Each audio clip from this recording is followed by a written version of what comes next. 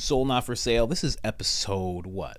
293? 293, I think. I really got to figure out what number it is so I can start posting these on Spotify and other platforms more, because they're getting dicey. These episodes are getting dicey. This is Joe Rogan talking to Robert F. Kennedy, and he's asking him what it's like to have all of these smear articles written about you. These misinformation in and of themselves. It's funny because they're always accusing him of misinformation, and a lot of these articles that they release about him are misinformation themselves. It's very interesting, and Robert F. Kennedy's going to answer that, and it's a very grateful answer. Like I don't know how else to explain it. He's very grateful. He has a very unique way of looking at it. You know, David Goggins, it's almost like same way that David Goggins looks at it. If you don't know about David Goggins, he's an ex-Navy SEAL. And what he says when people have negative comments about him is that he writes the negative comments down, then gets in front of a microphone like this and says the negative comments out loud, and then puts them on an MP3, and then puts them on his iPhone or iPod, and then listens to them while he's running. It's very odd. He uses it. It's almost like it's a gift. It's almost like, he uses it as fuel. Robert F. Kennedy has a very similar way of looking at it. Let's get into the store really quick, though. This is one of those shirts, Soul Not For Sale. You can get that Soul Not For Sale, I don't want to say catchphrase. It's almost like my mantra at this point. You can get that on a hoodie, on a shirt, on a t-shirt, on a mug, on a women's V-neck shirt, on a tank top. We have all sorts of stuff. Now, I got to give praise to this. It's the Great Resist. You've heard of the Great Reset? This is the Great Resist. You can find all of those things at IamCoachColin.com. IamCoachColin.com, all one word. And if you take that same website name that I just said and you put it in the discount code, put it in as a discount code, it should give you 10% off. Someone said it didn't work, but we verified that it is working. So you guys let me know. Anybody who's purchased anything, let me know if it's working. If you've purchased something from us, you're greatly appreciated. You have no idea. We appreciate it much more than we could explain. Now let's get into this clip. What has the experience been like for you of making the decision to run and then now running and doing these interviews and seeing all these hit pieces written about you and even in the New York Times? What has this been like? Well, at least they're writing something about me. Yeah. But, I'll tell you what, it's been wonderful. It's been amazing, and my biggest worry is Cheryl, because she's happy doing it. Your wife. Yeah. Just explain to me. And she says to send you her love. But it's been good. I mean, we've gotten extraordinary traction. And the thing is that I'm not going to win this by winning the sympathies of the mainstream media. I really think these podcasts have the capacity to change politics in this country this year. And, it's interesting because in 1960, my uncle, President Kennedy, had, realized that this new media called television, which had never been used in a political campaign before, was a media that was very friendly to him for a variety of reasons. In other words, it was a media that he was able to master pretty well, that people liked to see him on it. And it won him the election, which was one of the narrowest election at that time in American history. And then in 2016, Donald Trump recognized a new technology, which was Twitter, which that he could communicate in this kind of way that was unique to him. These kind of sound bites, very powerful sound bite, outrageous remarks on Twitter that got him these, that built him an audience, a very loyal, and everybody thought he was crazy. But he was able to take that technology and really, turn it into and weaponize it politically. Well, also go ahead, please. Well, I'm not saying that's the only thing, but that he did. He had a lot of other stuff going for him, but he had a new media, what I'm saying. And I think this year the podcasts are going to be have the potential to revolutionize American politics because for the first time you can end run the mainstream media. I mean, I was talking to somebody about this the other day that CNN now has a viewership of, I think, something like 350,000 people a night.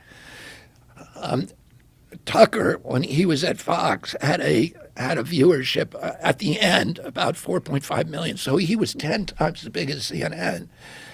And you at your top, like McCulloch, I think you were getting almost 40 million or something, maybe more. I don't know what it is, but you are then 10 times bigger than Tucker and 100 times bigger than CNN.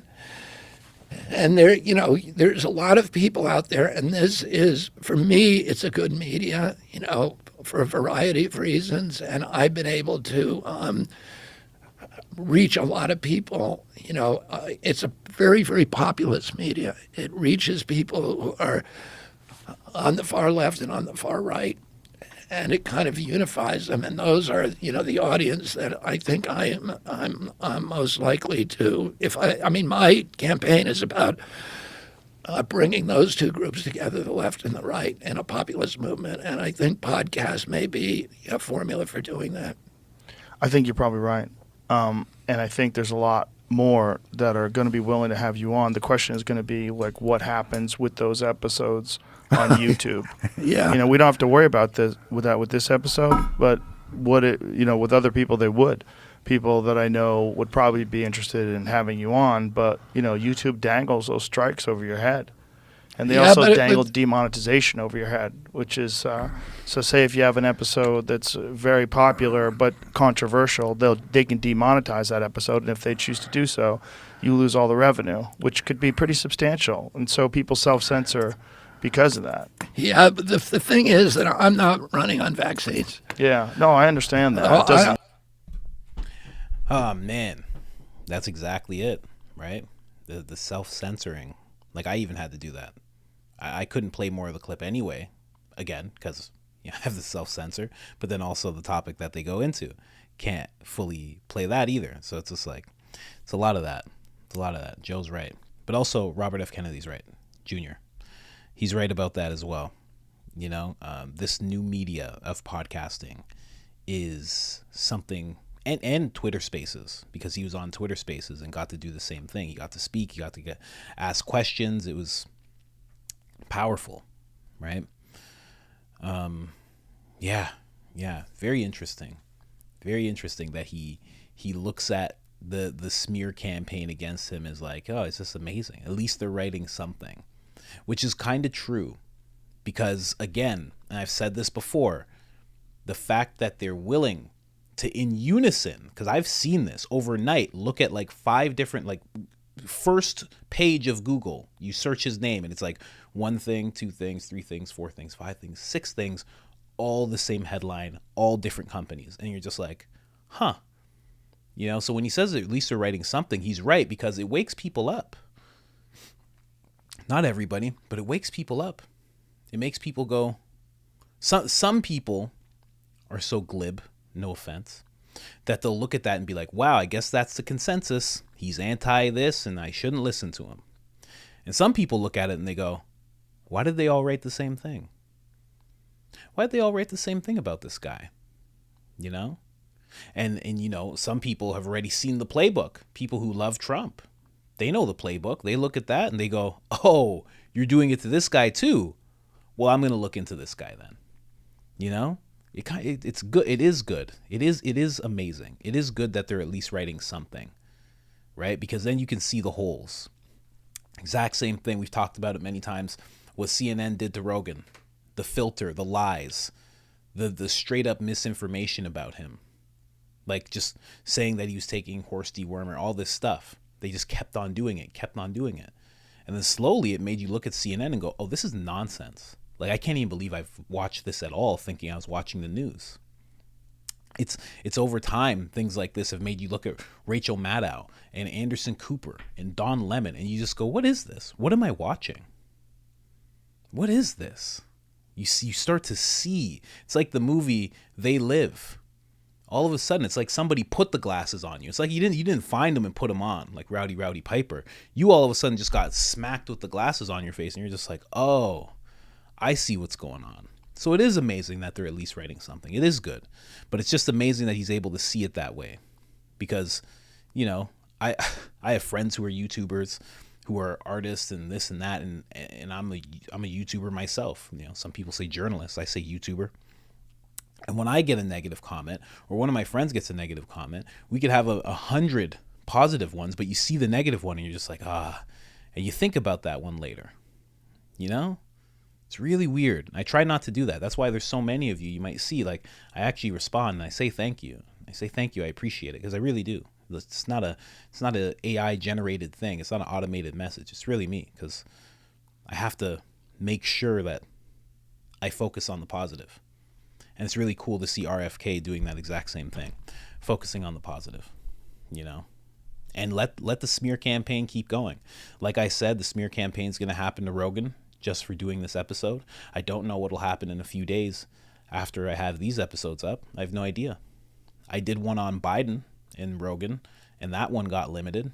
It was like my highest performing video of the month, and they're like, no more, stop. They wanted me to censor it. They wanted me to change the thumbnail and do this and do that, and they still limited it. They really do dangle it over your head, you know? But I'll be damned if I have the opportunity to talk to RFK Jr. I'll post it all on here. I don't care. I do not care. 100%. But yeah, like the video, please. It helps so much. You have no idea. You have no idea how much it helps boost me out of the shadow realm where they've put me, the gulag, where they put the disruptors. Yeah, helps a lot. And there's a couple more clips of RFK Jr. that I got. One more about the war in the Ukraine, and then one more about his possible assassination, since that has happened in his family 3 times. And I know one of them is not registered as such, but I think it's 3 times, not 2. So, yeah, other than that, I am out.